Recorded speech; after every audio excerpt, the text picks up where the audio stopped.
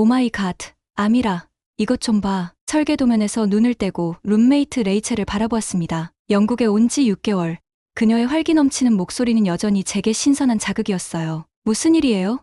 무심한 척 물었지만 사실 이런 방해가 반가웠습니다. 3시간째 씨름하던 공학 설계 과제에서 잠시라도 벗어날 수 있으니까요. 이거 한국 드라마인데 전 세계가 미쳐가고 있대요. 오징어 게임이라고. 레이첼의 노트북 화면에는 알록달록한 트랙슈트를 입은 사람들이 보였습니다. 평소 같았으면 대수롭지 않게 넘겼을 텐데 오늘따라 이상하게 시선이 멈추더군요. 안녕하세요.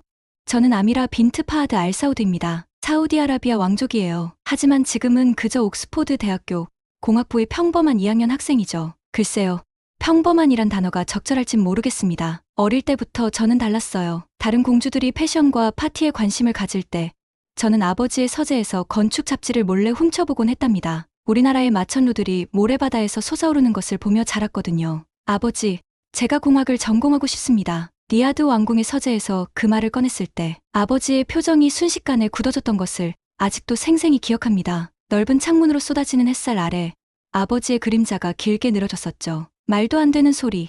우리 가문의 여성이 건설 현장을 뛰어다닌다고? 그게 왕족의 품위에 맞는 일이라 생각하느냐? 아버지의 목소리에는 분노와 당혹감이 섞여 있었습니다. 서재 벽면을 가득 채운 고서들이 그날은 유독 무겁게 느껴졌어요. 하지만 아버지, 지금은 21세기입니다. 우리나라도 변화하고 있잖아요. 그건 남자들의 영역이다. 너는 외교나 예술을 공부해라. 그게 공주로서 해야 할 일이지. 아버지의 단호한 어조에 제 어깨가 움츠러들었습니다. 하지만 그때 어머니가 조용히 서재로 들어오셨어요. 여보, 아미라의 말을 한번 들어보는 게 어떨까요? 어머니는 영국에서 교육받으신 분이었습니다. 왕실의 전통을 지키면서도 현대적 가치를 이해하시는 분이었죠. 파하드, 세상이 변하고 있어요. 우리 딸이 공학을 통해 이루고 싶은 꿈이 있을 거예요. 어머니의 중재로 시작된 그날의 대화는 3시간이나 이어졌습니다. 제가 어릴 때부터 모아둔 건축 잡지들, 혼자 공부한 수학 노트들, 그리고 사우디의 미래를 위해 제가 꿈꾸는 계획들을 하나하나 보여드렸어요. 3개월 뒤에 다시 이야기하자. 결국 아버지는 한숨을 쉬며 그렇게 말씀하셨습니다. 그 3개월 동안 저는 매일 밤 아버지의 서재 앞에서 공부했어요. 아침이면 제가 공부한 내용을 정리해서 아버지의 책상에 올려두었죠. 건설공학이 우리나라의 미래에 얼마나 중요한지,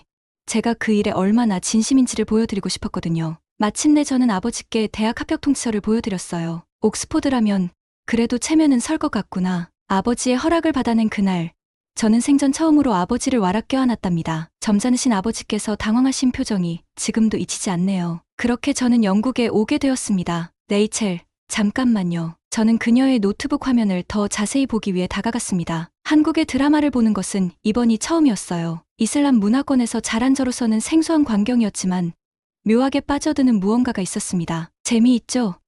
근데 한국은 이것 말고도 더 대단한 게 많아요. 보세요. 노트북 화면을 뚫어져라 보며 혼잣말이 나왔습니다. 이게 말이 되나요?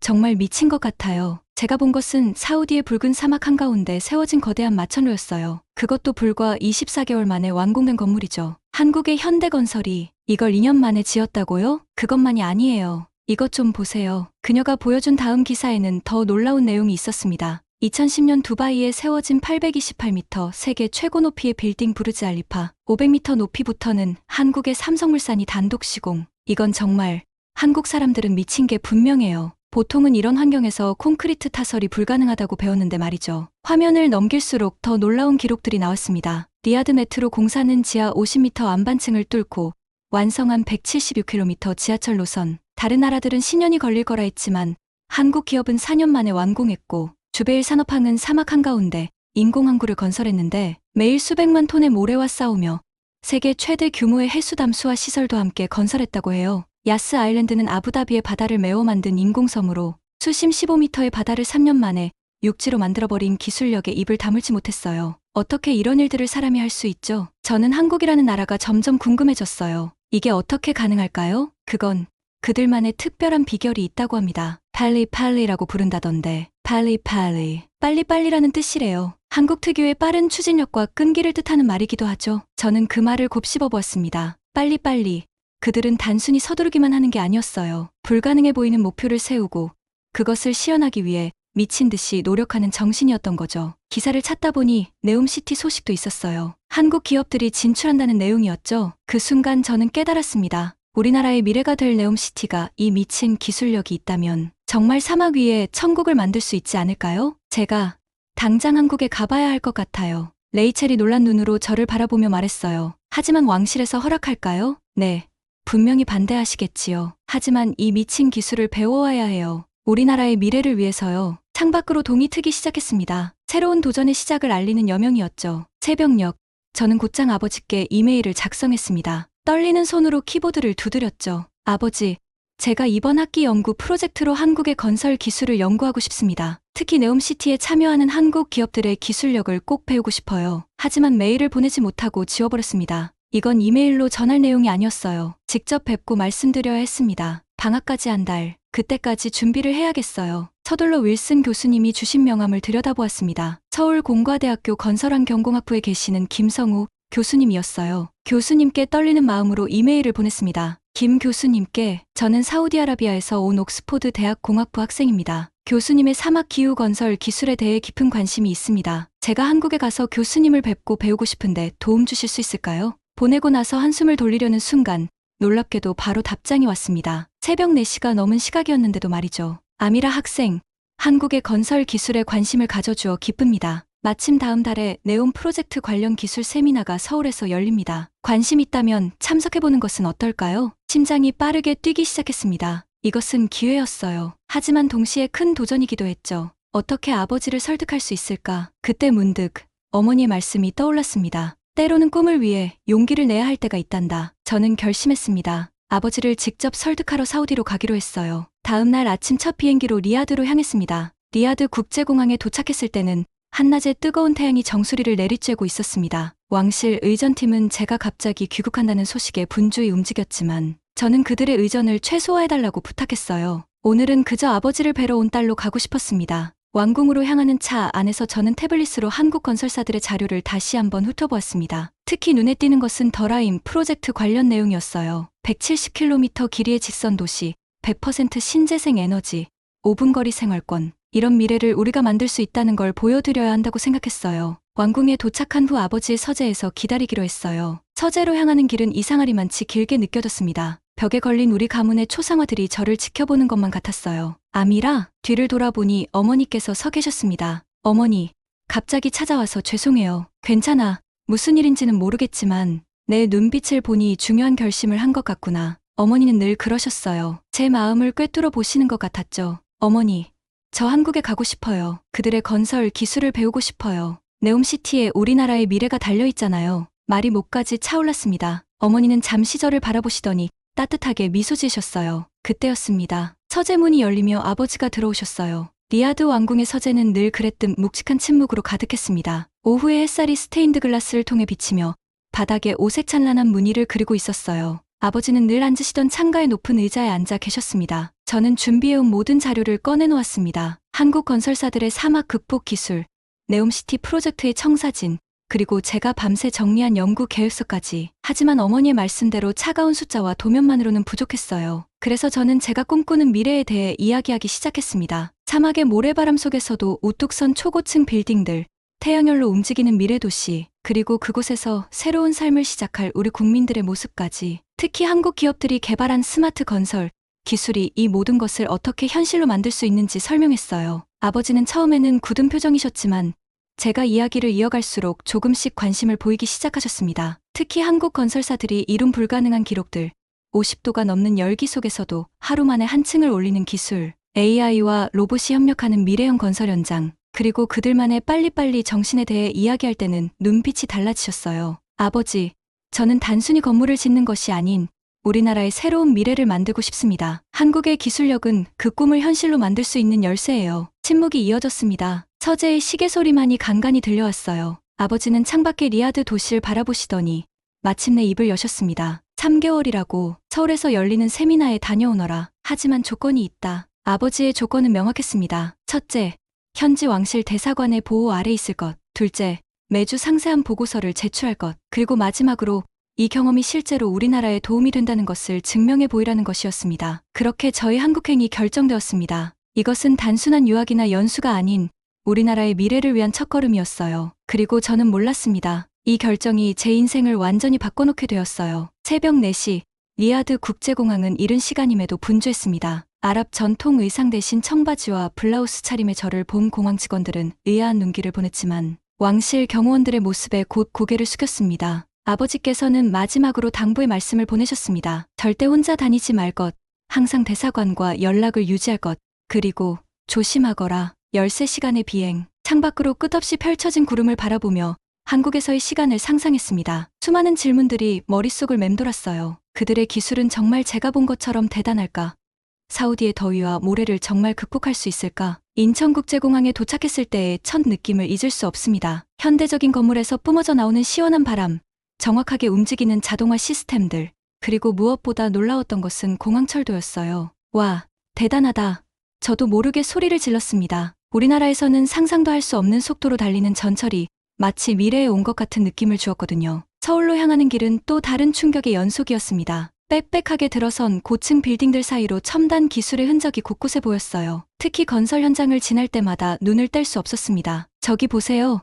타워 크레인이 혼자 움직이고 있어요. 함께 온 경호원 나디아가 신기한 듯 가리켰습니다. 그것은 AI가 통제하는 무인 크레인이었어요. 작업자 없이도 정확하게 자재를 운반하는 모습이 인상적이었죠. 롯데호텔에 도착해서야 긴장이 조금 풀렸습니다. 창밖으로 보이는 서울의 야경은 마치 SF 영화의 한 장면 같았어요. 특히 한강을 따라 늘어선 초고층 빌딩들의 모습은 압도적이었습니다. 저는 세미나가 열리기 전 교수님의 소개로 현대건설 연구소에 방문하기로 했습니다. 사우디 공주라는 특권 때문이었는지는 모르겠지만 다행히 연구소에서 허락해 주었죠. 내일이면 현대건설 연구소를 방문하는군요. 일정표를 확인하며 가슴이 두근거렸습니다. 드디어 제가 그토록 보고 싶었던 한국의 미친 기술력을 직접 볼 수 있다는 생각에 설렘이 가득했어요. 용인에 위치한 현대건설 연구소는 마치 미래 도시의 한 장면 같았습니다. 차에서 내리자마자 눈앞에 펼쳐진 건물들은 제가 알던 연구소의 모습과는 달랐어요. 통유리로 된 외벽에는 태양광 패널이 설치되어 있었고 건물 사이사이에는 푸른 정원이 조성되어 있었습니다. 최민호 박사가 안내하는 실험동으로 들어서자